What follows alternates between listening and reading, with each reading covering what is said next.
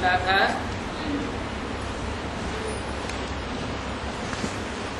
पहली जून 1968। दूसरे पेज के मध्य में बात चल रही थी, रामायण आदि की जो भी कथाएं सुनते आए हो वो सभी है नरक में ले जाने के लिए। उन कथाओं आदि से दुर्गति ही हुई, क्योंकि सारी अंधश्रद्धा की बातें भरी हुई है।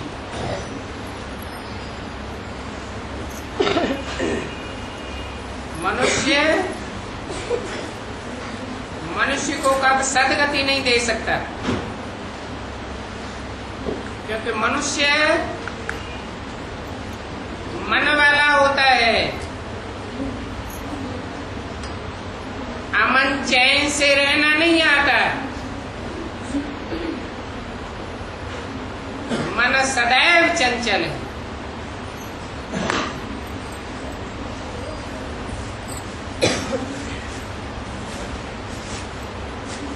अमन वो ही हो सकता है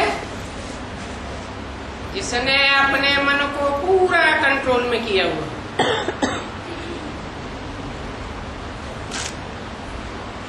अभी तुम बच्चों को तो श्रीमत मिलती है एक बाप की, जो सदैव ही अमन चैन में रहने वाला है।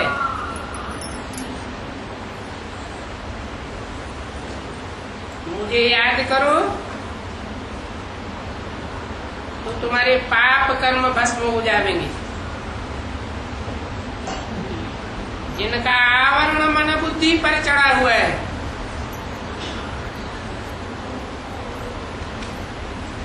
ये भी समझते हो नंबरवार याद करते हैं, क्योंकि डीटी डिनेस्टी में भी नंबरवार ही होंगे।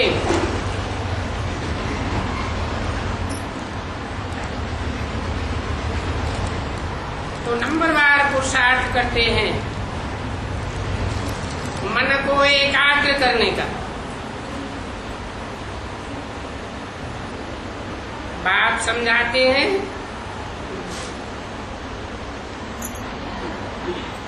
मन को एकाग्र करने का सबसे अच्छा तरीका है तुम्हारे पास जो भी अमानत है, ईश्वर की अमानत है। सब कुछ तेरा, कुछ नहीं मेरा।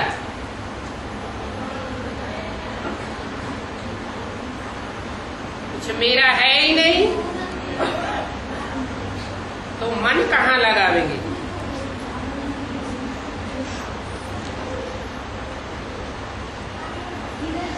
मन का तो ये नियम है,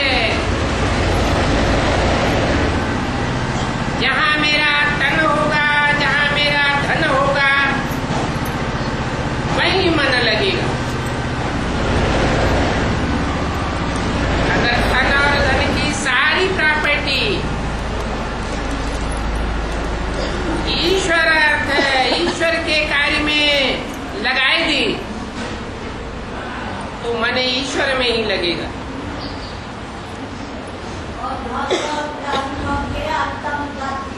कहते भी है ये बच्चा भगवान ने दिया है, सिर्फ कहते हैं। कोई के पास धन होगा तो कहेंगे ईश्वर ने दिया है। ईश्वर की कृपा है, सच्चे सच्चे ईश्वर की कृपा है।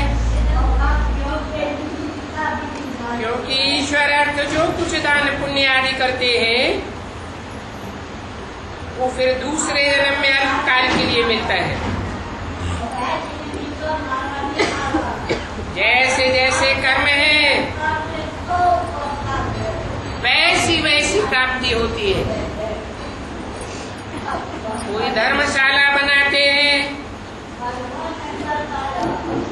तो उनको अगले जन्म में बड़े महल माड़ियां अटारियां मिल जाते हैं। कोई यूनिवर्सिटी स्कूल आदि बनाते हैं तो तो अगले जन्म में उनको विद्या अच्छी मिल जाती है, विद्यावान बन जाते हैं। तो जैसा कर्म करते हैं वैसा फल मिलता है। अभी मनुष्य मात्र तो ढेर के ढेर हैं।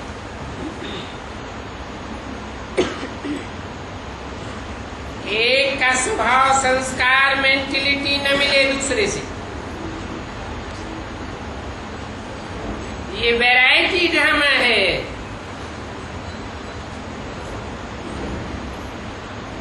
और फिक्स ड्रामा है, वो बहु रिपीट होने वाला है, इसमें कुछ भी फर्क नहीं पड़ सकता। कहते भी हैं बनी बनाई बन रही, अब कछु बननी ना है।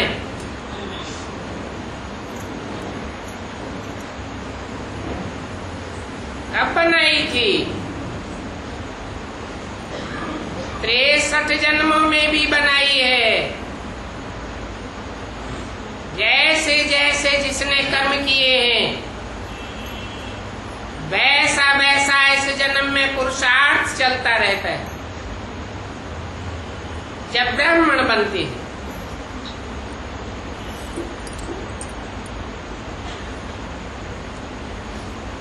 ब्राह्मणों में भी जो जिसको पाठ मिला हुआ है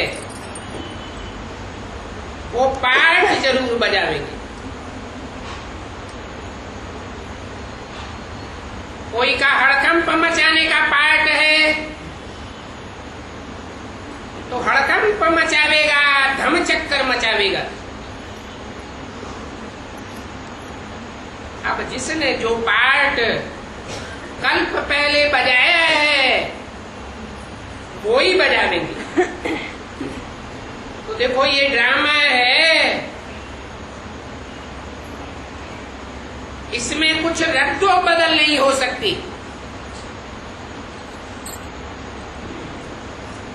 तुम तो स्थूल वतन सूक्ष्म वतन दोनों की बातें बताते हो।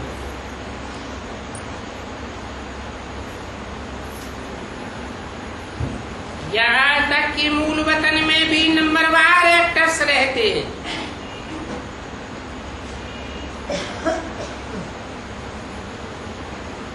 आत्म रूपी एक्टर्स है ना।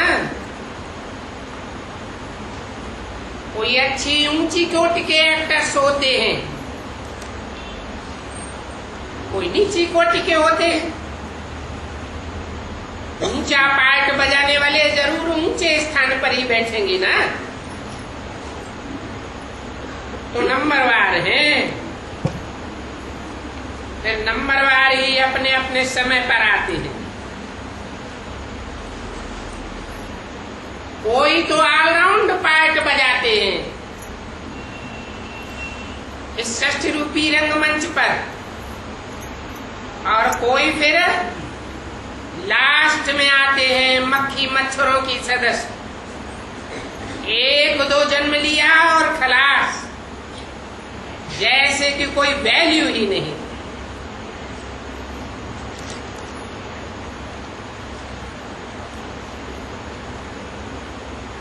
परंतु ये आत्माओं की बात है।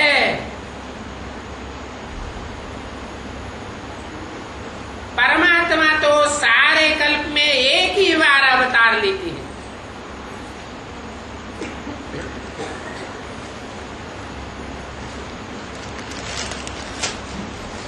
एक का अवतार गाया हुआ है।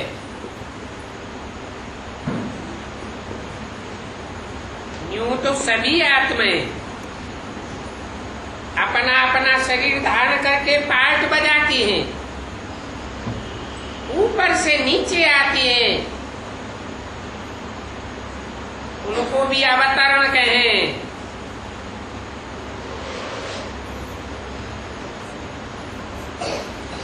अवतार तो उनका भी है, परंतु सच्चा सच्चा अवतार तो एक का ही है।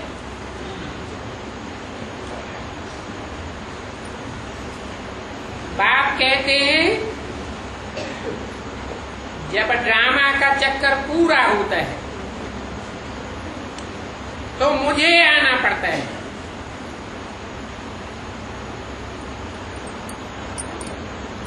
उस समय माया का राज पूरा होता है।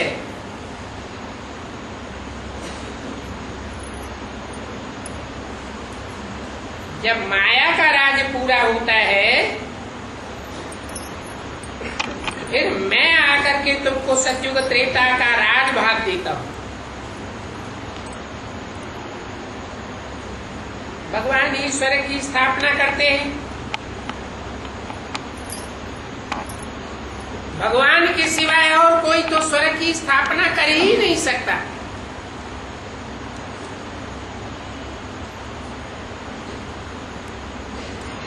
बड़ी बड़ी महान आत्माएं, बड़ी बड़ी हस्तियां, इब्राहिम, बुद्ध, क्राइस्ट, जिनके करोड़ों की तादाद में फॉलोअर्स हैं, आते गए और अपने पीछे पीछे नरक बनाते गए।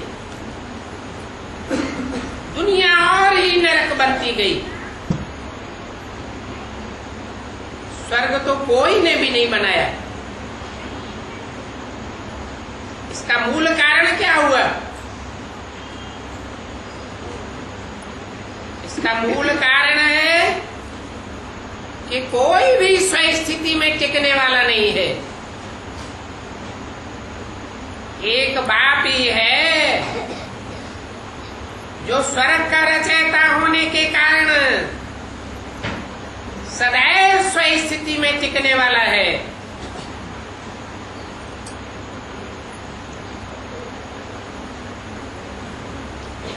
वो ही आकर के स्वर्ग की स्थापना करते हैं। स्वर्ग स्थापन होता है, आधा कल्प पालना चलती है, फिर रावण राज्य शुरू होता है।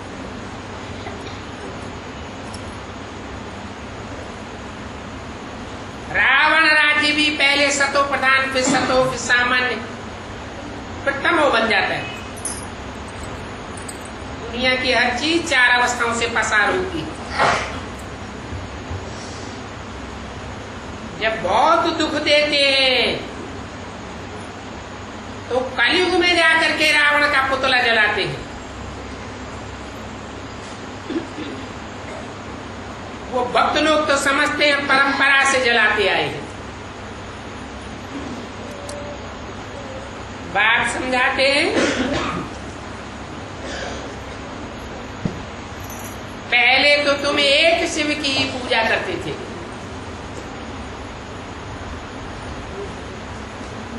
तुम्हारी पूजा भी अभी विचारी थी।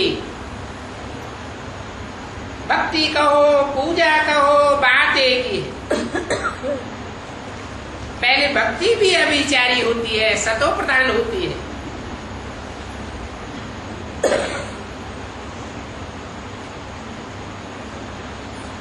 वो सतो प्रधान भक्त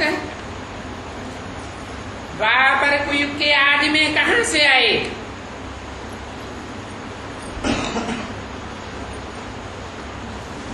सतयुग त्रेता बीत जाता है, फिर वो पीछे आते हैं।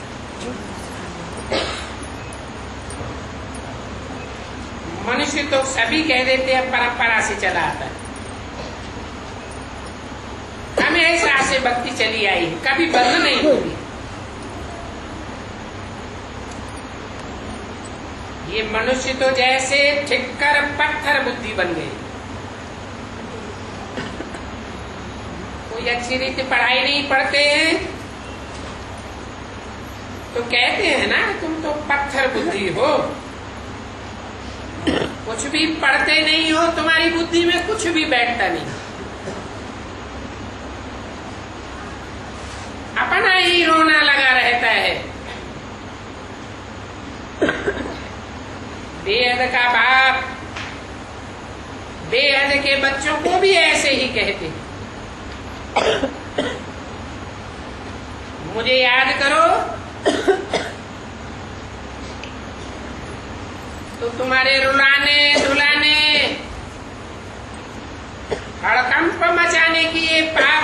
भस्म हो जाएंगे।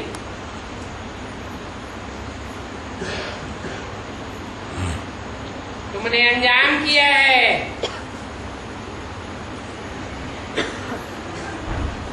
ये बाबा आप आवेंगे तो हम आपकी ही मत पर चलेंगे।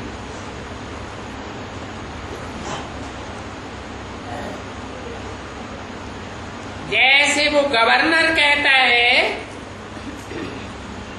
हम तो नंदा की ही मत पर चलेंगे।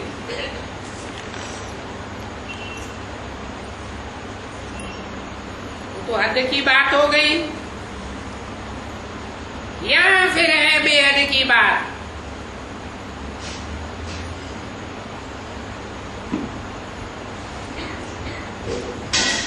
नंदा कहो, भक्ति मार्ग में क्या नाम दे दिया है उसका?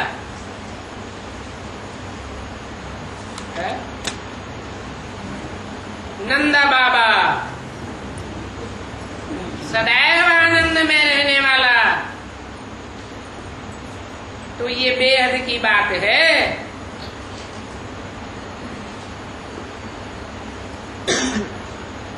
ज्ञान में रमण करने वाला ही बेहद में आनंद करने वाला होगा। कहते भी हैं सत्य चित्त आनंद।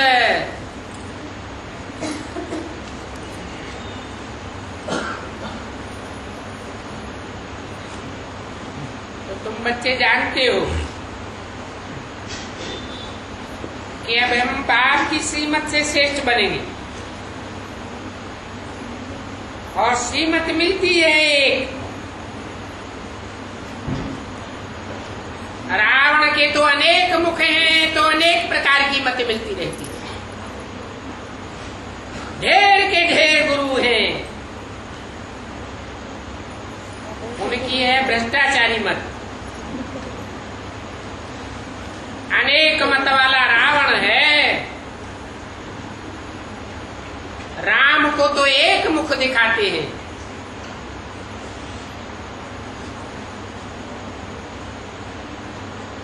राम राज्य रावण राज्य तुम पहले नहीं समझते थे। पहली जून 1968 की वाणी का तीसरा पेज। मनुष्य जो कुछ सुनाते थे तुम सत्य सत्य कहते रहते थे। सभी अज्ञान अंधेरे में सोए हुए हैं।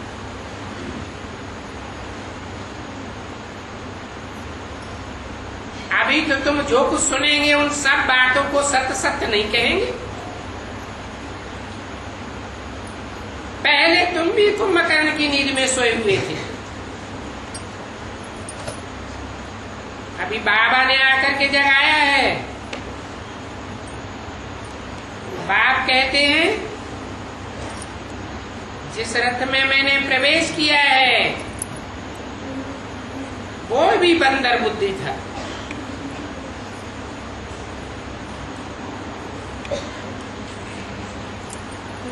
सभी का हेड था।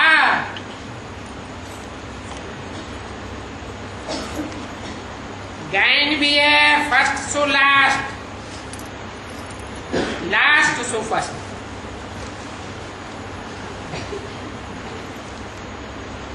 सृष्टि के आदि में फर्स्ट में जो डायनास्टी थी वो फिर भी होगी, सो भी नंबरवार। सभी के तो 84 जन्म नहीं होते, कम से कम भी होते जाते हैं।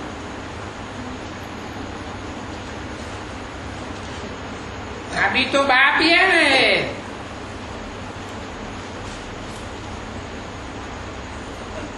और जो ऊपर से आत्माएं आ रही है उनके क्या जन्म होंगे? करके 1-2 जन्म समझो। कोई का 3 भी हो सकता है।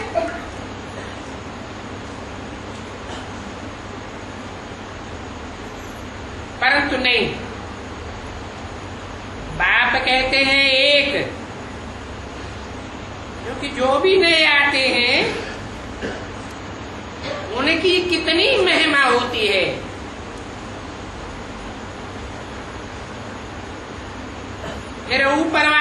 पत्ते सब पीले होते जाते हैं। नयो नयो की महिमा होती जाती है, पुराने पुराने पीले पड़ते जाते हैं। संगम युग की शूटिंग में भी ऐसे ही होता है। समझ की बातें हैं।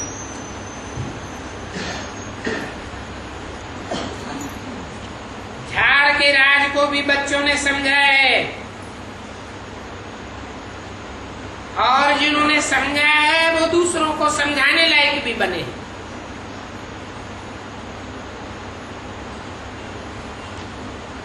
तुम्हारा एक चित्र भी काफी है। कोई का बुद्धि का ताला खोल सकता है।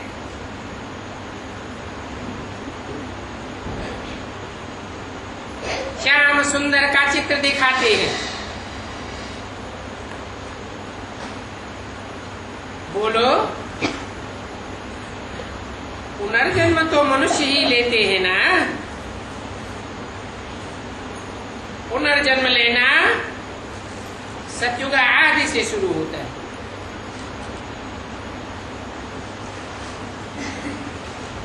श्री कृष्ण तो है मनुष्य सृष्टि का पहला पत्ता, छोटा बच्चा है। दुनिया इन बातों को नहीं जानती।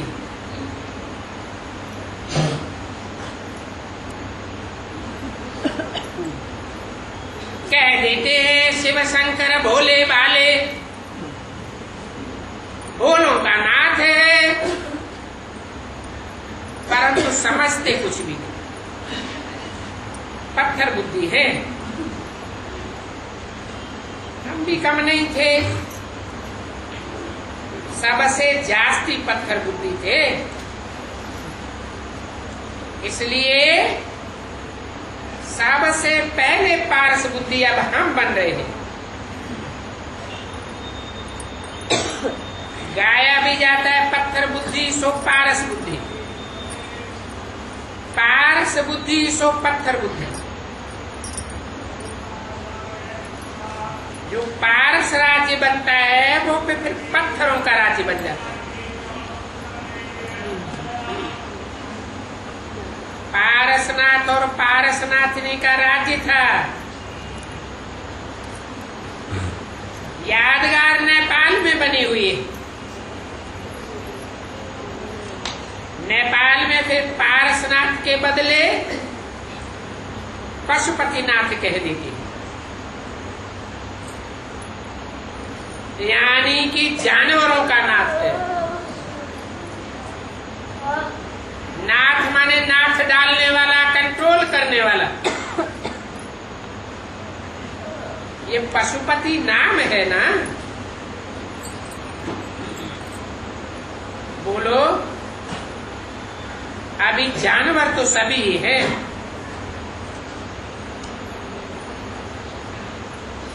तुम खुद भी जानवर हो क्योंकि अपने आप को नहीं जानते हो।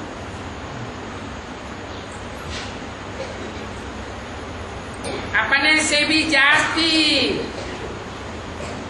अपने बेहद की बाप की निंदा कर दी। अपने को तो 84 लाख योनियों में डालते हो, और बाप को तो अनगिनत ठिक्कर पिक्कर कण कण में ले गए। बुद्धि तो चलानी चाहिए। ऊंचते ऊंच बाप जरूर ऊंचते ऊंच में प्रवेश करेंगे, या कि ठिक्कर भित्तर बुद्धि में प्रवेश करेंगे। कण कण जैसा नाचीज का पार्ट बजाने वालों में प्रवेश करेंगे क्या? बाप कहते हैं जब जब भारत का ऐसा हाल हो जाता है, गायन भी है यदा यदा हि धर्मस्य ग्लानिर्भवति।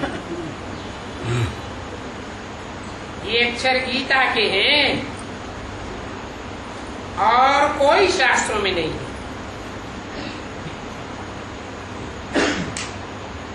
ग्लानि कोई सतयुग में तो नहीं होती। त्रेता में तो राम का राज्य गाया हुआ है, द्वापर में भी इतना पतन नहीं होता, ग्लानि होती है कलयुग में, तमो प्रधान युग में।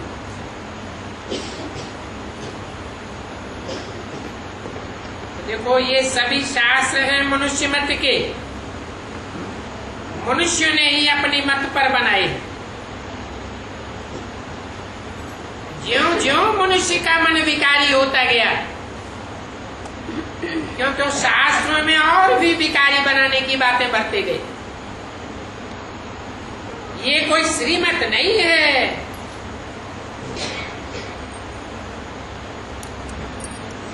क्योंकि कोई भी धर्म पिता आकर के धर्म पुस्तक नहीं बनाता या धर्म पुस्तक बैठ करके नहीं सुनाता, वो तो और लिया करके सुनाते। तो बाप ने भी गीता का ज्ञान और लिया करके सुनाया था और भगवान ने ही सुनाया था।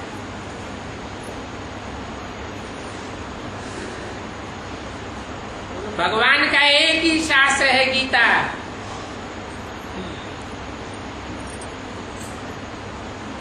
अभी तो मनुष्य मत पर चलते चलते तुम तमो प्रधान हो गए, फिर अभी श्रीमत से सारी दुनिया का कल्याण हो जाता है।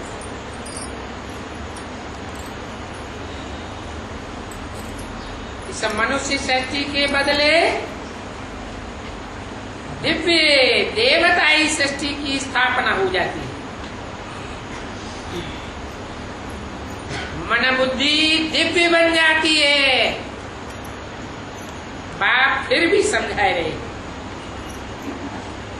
और समझने वाले भी नंबरवार पुरुषार्थ अनुसार समझ रहे।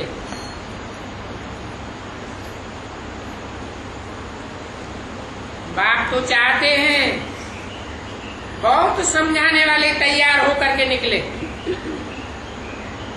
परंतु निकलते ही नहीं है।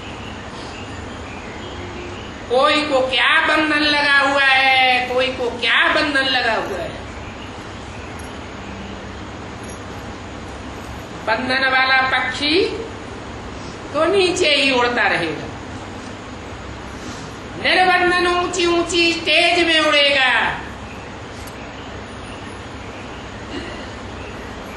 सर्विस नहीं करेंगे तो इतना फल भी नहीं मिलेगा।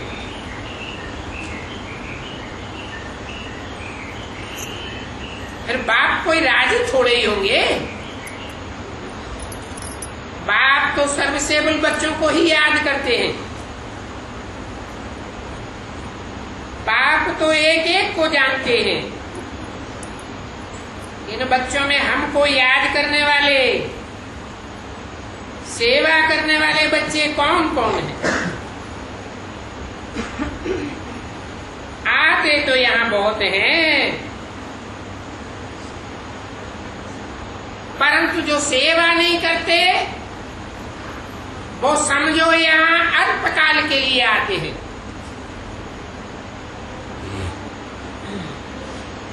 बाप जानते हैं इनकी आत्मा कोई काम की नहीं,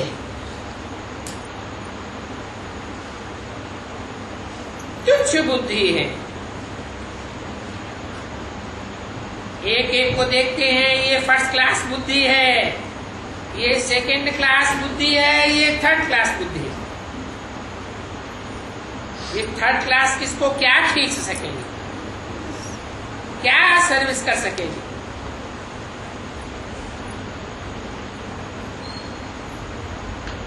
सामने आते हैं तो ऐसे खड़े हो जाते हैं जैसे बहुत बाप को याद करते हैं।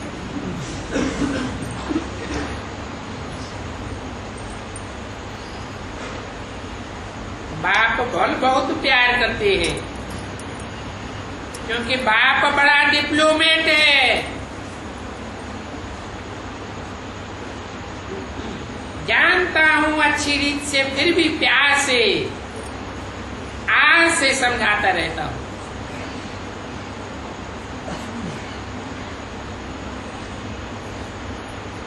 धर्मराज की मार का पार्ट तो बाद में चलेगा। धर्मराज तो बाप का राइट हैंड है।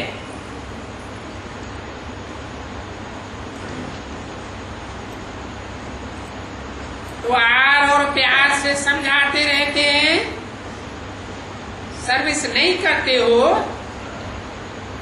तो मैं सच्चा प्यार भी नहीं करता हूं।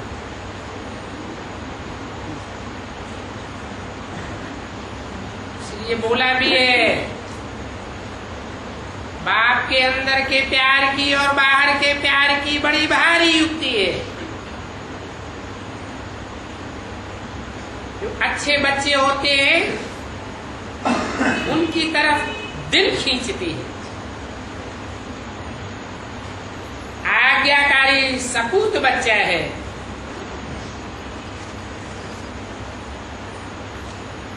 पूछते हैं बाबा क्या करें, बाबा क्या देते हैं, क्या बोलेंगे? बाप तो कहेंगे अपने काम में लगाओ। बाबा खुद कहते हैं मुझे कांटों पर भी प्यार है तो फूलों पर भी प्यार है।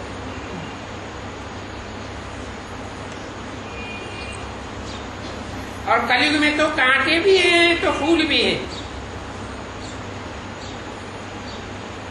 सतयुग में दोनों इकट्ठे नहीं होते। कई बच्चे फिर ऐसे बुद्धू हैं जो सोचते हैं बाबा थोड़ा ही जानता है हमारी चलन को।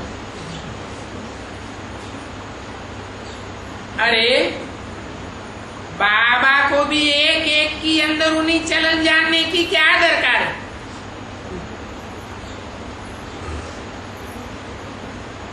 ये तो ड्रामा बना हुआ है, जो जैसा करता है वैसा ही पावेगा।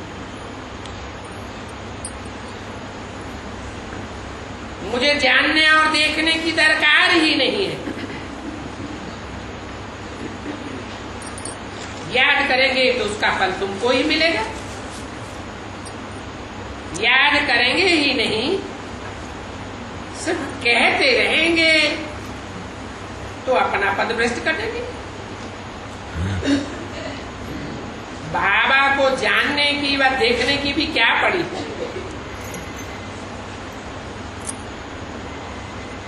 फिर विकार में जाते हैं और यहाँ कहें हम निर्विकारी हैं तो झूठ बोला ना, उनको 100 गुना दंड पड़ जाएगा और ही अपन को घाटे में डाल देंगे। यहाँ कईयों से पूछा जाता है कोई अवज्ञा तो नहीं की, किसी को दुख तो नहीं दिया। यहाँ पूछते हैं तो कोई भी हाथ नहीं उठाते।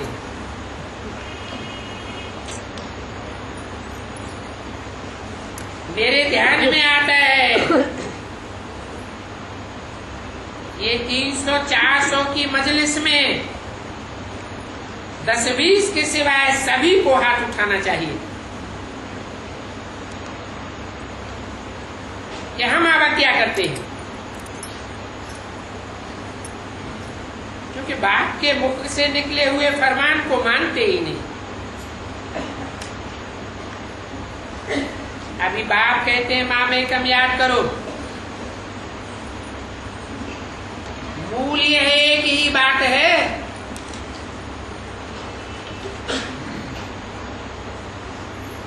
याद नहीं करते हैं, ये भूल हुई ना। पहली जून 1968 की वाणी का 4था पेज। याद नहीं करते हैं तो अपना ही पद भ्रष्ट कर देते। परंतु देह अभिमान ऐसा है जो अपनी भूल को बताते ही नहीं है। अब भूलें तो वास्तव में सभी करते हैं,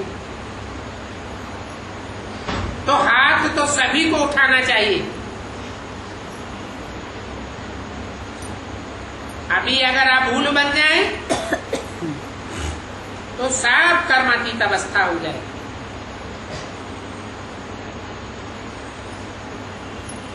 बाप को याद नहीं करते हैं तो भूल है ना। जब तुम यथार्थ रीति याद करते हो तो संपूर्ण पवित्र भी बनते हो। बाप कहते हैं, हे बच्चे अभी माँ में एकम याद करो। याद नहीं करते हो तो जरूर एक दो को दुख देते होंगे, अपन को ही दुख देते होंगे।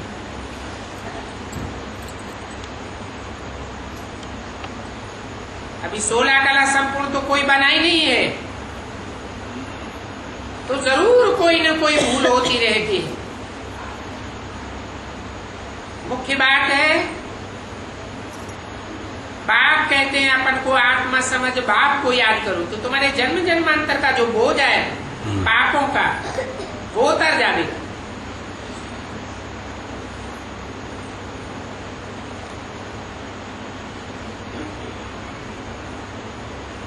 जो साधु संत हैं वो सब पतित पावन बाप को भूले हुए हैं, तभी तो पानी में स्नान करने के लिए जाते हैं। समझते हम पावन बन जाएंगे। तालाबों में पोखरों में भी जाते रहते हैं। तालाब सूख जाता है तो भी इनका तीर्थ कायम होता है। अभी शूटिंग कहाँ होती है? ब्राह्मणों की संगम युग दुनिया में ये भी शूटिंग हो रही है। उनका ज्ञान स्नान सुनते रहते हैं। ईश्वर का जो दिया हुआ मूल ज्ञान है वो सारा सूख गया। देह अभिमान का कीचड़ ही कीचड़ भरा हुआ है, फिर भी स्नान करते रहते हैं।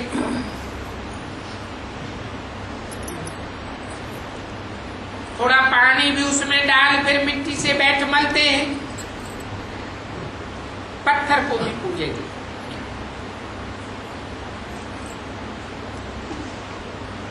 शूटिंग पीरियड में क्या करते हैं? भक्ति मार्ग में पत्थर को पूजेंगे, शूटिंग पीरियड में इसको पूजते हैं। पत्थर बुद्धियों की पूजा करते रहते हैं।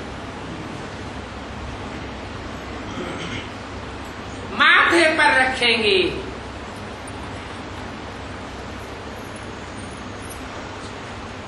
गोद में खेलेंगे। जैसे भैंस को मिट्टी में मजा आता है, ऐसे तीर्थों पर जाकर जैसे भैंस बुद्धि बन जाती है। ये भक्ति मार्ग बना ही है भैंस बुद्धियों के लिए।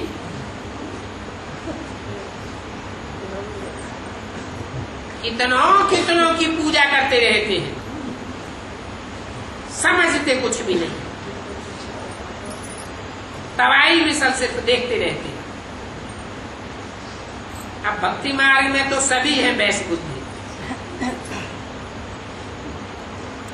ज्ञान मार्ग में ऐसे थोड़े ही कहेंगे कि सभी है भैंस बुद्धि।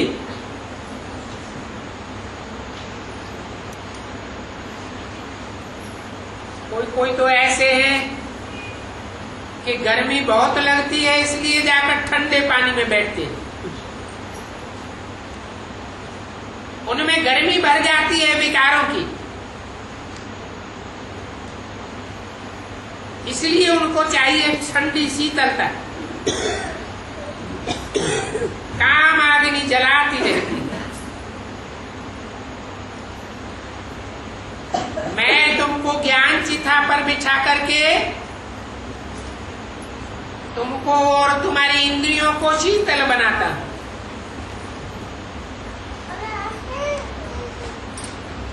काम शिक्षा पर बैठ जन जन्मांतर के पाप सिर पर चढ़ते गए। ये भक्ति पाप ही पाप कराती है। बुद्धि जाम हो जाती है अंधश्रद्धा की बातों में चलते चलते। काली भैंस बुद्धि बन पड़ती है।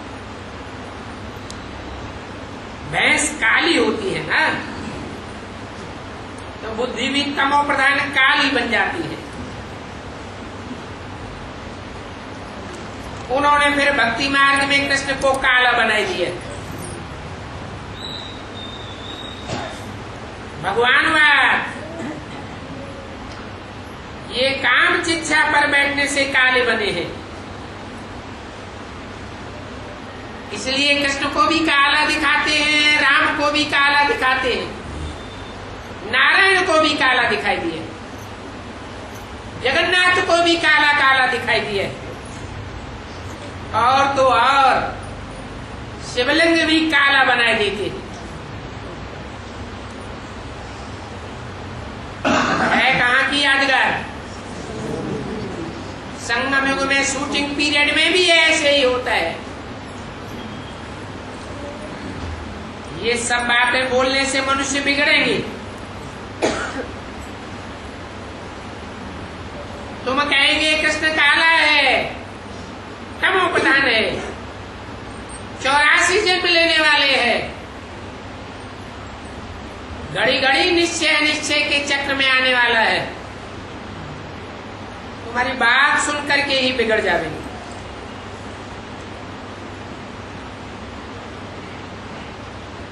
कहते हैं तुम इनको काला कहते हो, ये तो सर्वव्यापी है, ये काला कैसे हो सकता है? अरे ये तुमने ही तो काला चित्र बनाया है। इनको काला बनाने वाला कोई और थोड़े ही है। आओ हम तुम्हें इस बात का अर्थ समझा रहे।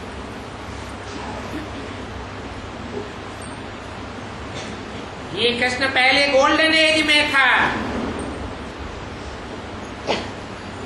फिर धीरे धीरे आयरन एज में आया।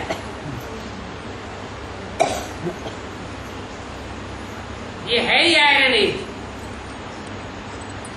लोहा काला होता है ना, काम शिक्षा पर चढ़ी हुई आत्मा काली हो जाती है। आत्मा काली होती है तो शरीर भी काला हो जाता है।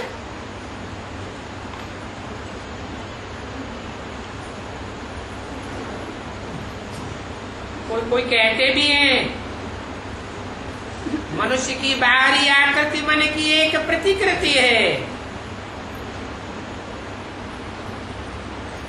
तो शरीर भी काला हो जाता है।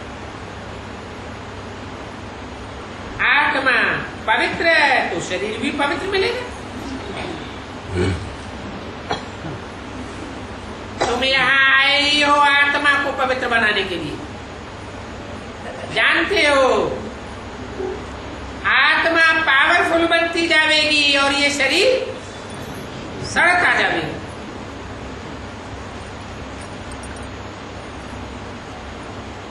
जो पावरफुल आत्माएं होंगी वो सड़ते हुए शरीर से भी बहुत सेवा करेंगी। अभी देखो मनुष्य बैठ करके मनुष्यों को गुरु बनाते हैं।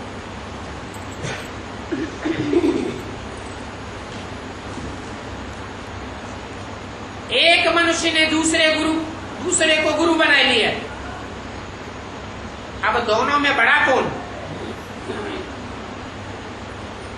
नंदा को गुरु बनाया तो नंदा बड़ा हुआ,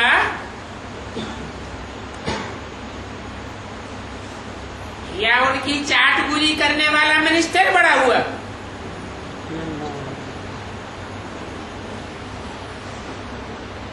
विचारों को कुछ भी पता नहीं। ये सभी काले आयरन भैंस बुद्धि है। ये भक्ति भैंस बुद्धि बनाई देती है। मैं फिर आकर के गोरा बनाता हूं।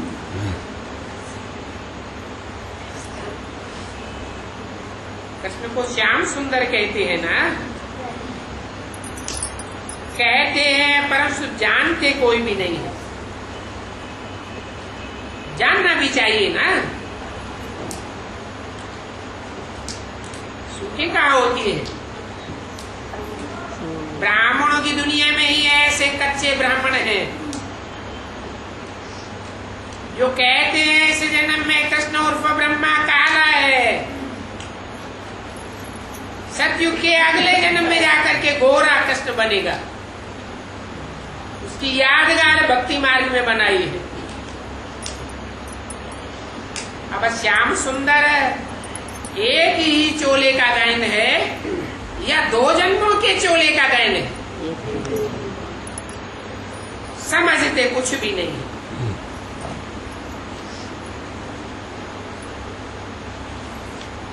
कि कैसे कृष्ण कोई मुकर्रर रथ में प्रवेश करता है, काला पाट भी बजाता है और बाद में उसी जन्म में उसी चोले से गोरा पाट भी बजाता है।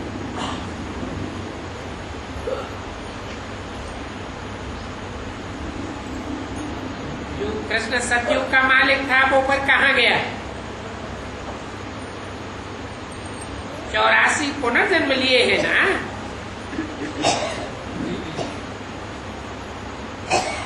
तो सबसे पहले नंबर में कौन है?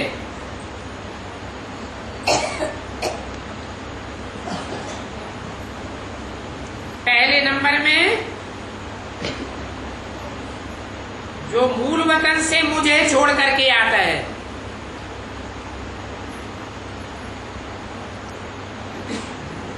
मुख्य तो कृष्ण को ही कहेंगे ना। कौन सा कृष्ण? सतयुग में जन्म लेने वाला कृष्ण, सृष्टि की पहली रचना या उसका रचयिता बाप, किसको पहले नंबर में रखेंगे? जरूर कहेंगे संगम युगी कृष्ण को।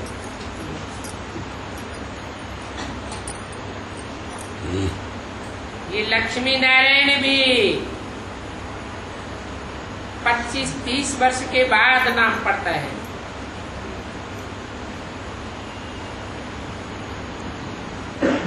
भक्ति मार्ग में भी शादी के बाद नाम बदलता है ना।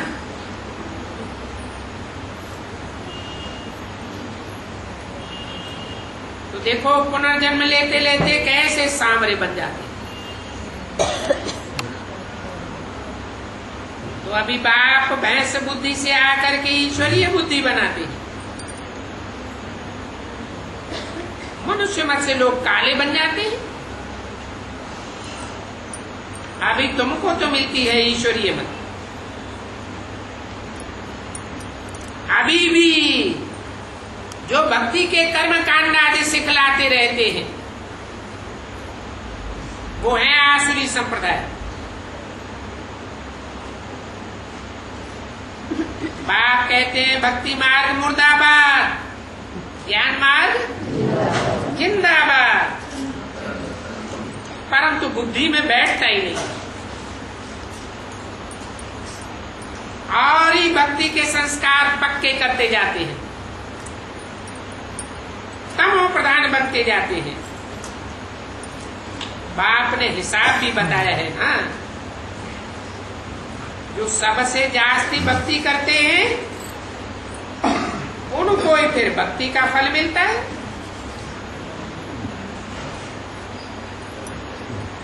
इक्कीस जन्म पूरे हुए फिर वाम मार्ग में जाते हैं।